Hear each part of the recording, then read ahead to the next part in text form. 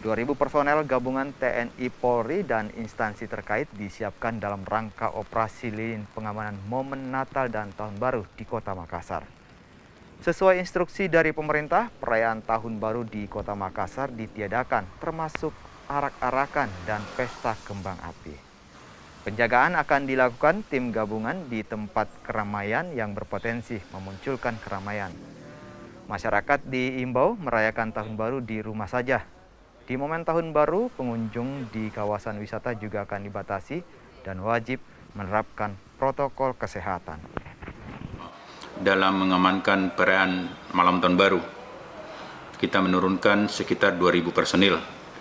Ini terkait dalam operasi lilin 2021. Ini istilahnya di Nataru.